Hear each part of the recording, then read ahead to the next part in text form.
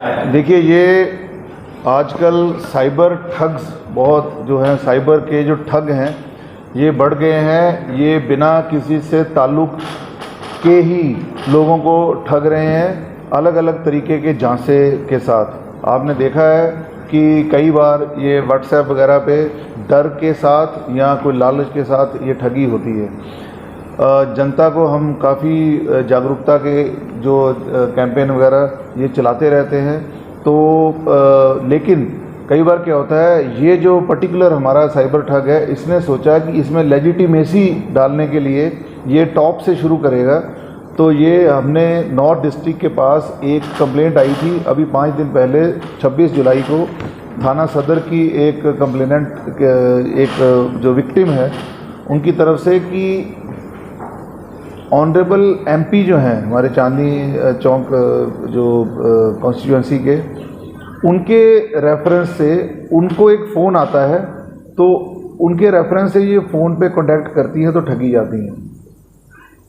मामला ये है, जो शख्स हमने पकड़ा है जिसका नाम आशु वाजपेयी है, 24 साल का है, ये उन्नाव का रहने वाला है,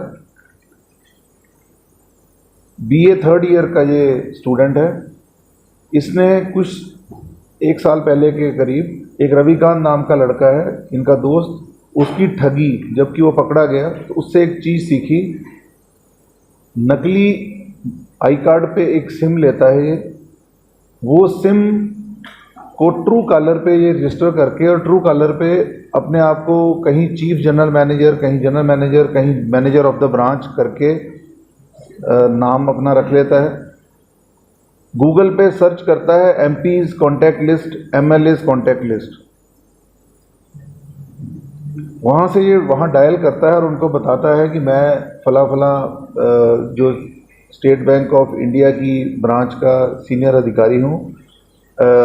जहाँ के जो एमपी या एमएलए जिस इलाके के होते हैं, मसलन हमारे एमपी रहे हैं, उनके इलाके में ये फ़ोन करते हैं कि वेस्ट चंपारण में हमारी ये 4 ब्रांचेज़ में, 6 ब्रांचेज़ में ओपनिंग्स हैं, और मैं सीधा आपको इसलिए कॉन्टैक्ट कर रहा हूँ कि अगर आपकी कोई रेफरेंस वगैरह है तो हम मेरिट बेस्ड ही उनको चेक करेंगे, और अगर वो ठीक पाए गए तो हम उनको नौकरी दे देंगे। ये लेजिटिमेसी के साथ जब वहाँ से मिनिस्टर साहब की कोई रेफरेंस अगर मिलता है तो आगे वो अपने जेन्युइन समझ के इसको कैंडिडेट इनके पास भेजते हैं। ये ऑनलाइन ही टेली कॉन्फ्रेंस पे ही उनको किसी को रिजेक्ट कर देता है, किसी को सिलेक्ट करता है, अपने हिसाब से देख लेता है। फिर उनको कोई प्रोसेसिंग फ़ी, कोई एग्जीक्यूशन फ़ी वगैरह के चलते चलते 25, 30, 40 हज़ार इतने से ठग के और अपना फ़ोन बंद कर लेता है, फिर नया फ़ोन लेता है। तो ये इस तरीके से हमारी जो सदर बाज़ार की जो विक्टिम है, इनको इन्होंने ठगा। हमने जो साइंटिफिक जो है टेक्निकल ट्रेल के चलते इस शख्स को पकड़ा है। 3 इसके पास मोबाइल फ़ोन मिले हैं, 8 इसमें डेबिट कार्ड्स इसके से वाले से मिले हैं, और 5 इसके जो सिम कार्ड हैं वो मिले हैं। 1,16,000 रुपये इसके जो अकाउंट्स में हैं वो हमने फ्रीज़ कर दिए हैं।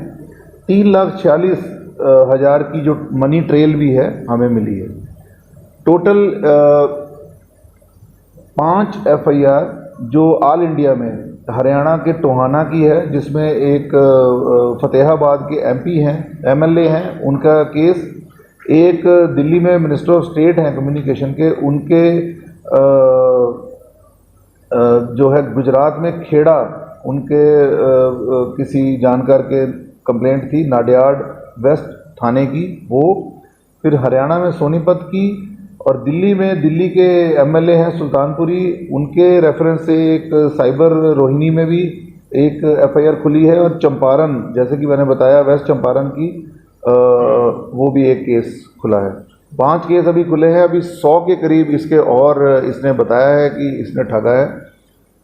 इसका ये मोडस ऑपरेंडी रहता है कि जहाँ पर कोई पर्टिकुलर मेंबर ऑफ पार्लियामेंट या मेंबर ऑफ लेजिस्लेटिव असेंबली इनको पर्टिकुलर डायरेक्ट कांटेक्ट के लिए बात करते थे तो ये अपने आप को वहाँ से काट दे देता था। लेकिन कई बार क्योंकि समाज सेवक होते हैं तो वो ऑन मेरिट ही ये केस था कि अगर फिट कैंडिडेट हों तो ये सिलेक्ट कर लेगा, तो इतने से वो भरोसे पे अपने कैंडिडेट भेजते थे, लेकिन ये उनको ठग लेता था।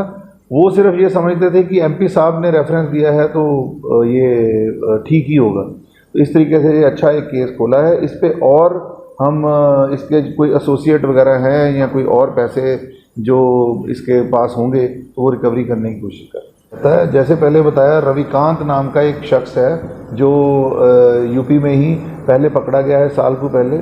उसके बाद इसने उसी चीज़ को वो यूपी में ही करता था, इसने ऑल इंडिया ट्राई किया।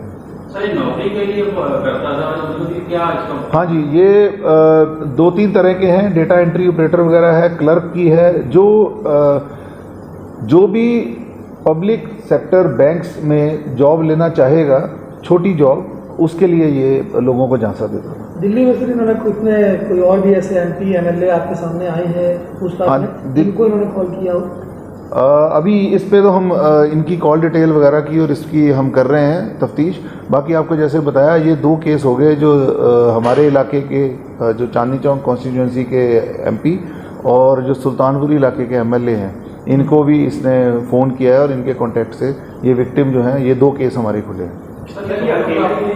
दूसरे के साथ ही?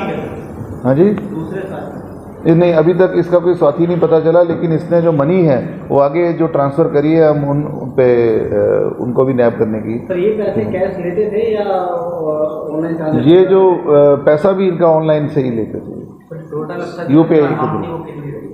टोटल अभी तक अमाउंट हमें 3.5 लाख का पता चला है, लेकिन वही बात है, ये इकॉनमी ऑफ स्केल वाला इसने सोचा है कि शॉर्ट तरह के मैं जो है धांधलीबाजी और ये झांसे दूंगा ताकि कोई कंप्लेन भी ना करे। तो अभी और इसके नेशनल क्राइम पोर्टल में हमारे जो है 16 और कंप्लेंट हैं जो इसी के जो नंबर मिले हैं उनसे लिंक्ड हुई। सर एक चीज़ पूछी थी, जैसे ये एमपीज और एमएलएस को फ़ोन करके वहाँ से डिटेल्स निकाले, सर एमपीज के पर्सनल नंबर है इनके पास? देखिए, ये एमपीज के जो ऑनलाइन हमें लैंडलाइन नंबर मिलते हैं उन्हीं से ही बात होती थी, और ये जो मेंबर ऑफ पार्लियामेंट से या उनके स्टाफ से जो बात होती थी वो इस तरीके की नहीं है कि किसी ये डायरेक्ट नौकरी लगा देगा। He would always talk of कि एक मेरिट बेस्ड एग्ज़ाम होगा, कोई भी आपके पर्टिकुलर बंदे हैं जो इंटरव्यू दिलवा सकते हैं, तो हमें आपके इलाके, क्योंकि वहाँ पर पोस्टिंग हमारे पास ओपनिंग्स हैं, तो इस तरीके से ये उनसे बात करता था।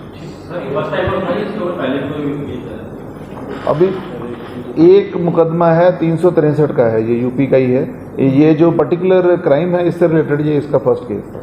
तो साइबर क्राइम जैसा लगातार बढ़ रहा है, आप हर बार एक मैसेज देते हैं, क्या इस बार कोई इस तरीके का मैसेज जिससे बचा जा सके, साइबर क्राइम कॉल से बचा जा सके? देखिए, हमारे आपने खास करके चांदनी चौक सदर बाज़ार में तो जो पर्सनल कॉन्टैक्ट में भी लोग झांसा दे देते हैं, साइबर में तो पूरी एक जो परहेज़, एक एहतियात, एक ये रखना चाहिए कॉशन कि कभी भी ऑनलाइन किसी भी तरीके की नौकरी, किसी भी लालच, किसी भी डर पे पैसा नहीं देना है। कई बार ये एक IRS स्कैम यूएस का बहुत फेमस है, वो इंडिया में भी अभी सुना है कि कई केसेस हैं कि इनकम टैक्स में आपका जो है डिफ़ॉल्ट है, इनकम टैक्स ठीक नहीं है, और आपकी जो है जैसे व्यापारियों को बोलेंगे कि आपको जो रेड हो सकती है, बंद कर सकते हैं, आपका टिन नंबर कैंसिल हो जाएगा, आप ऑनलाइन इतने पैसे भरिए, हम आपको लिंक देते हैं।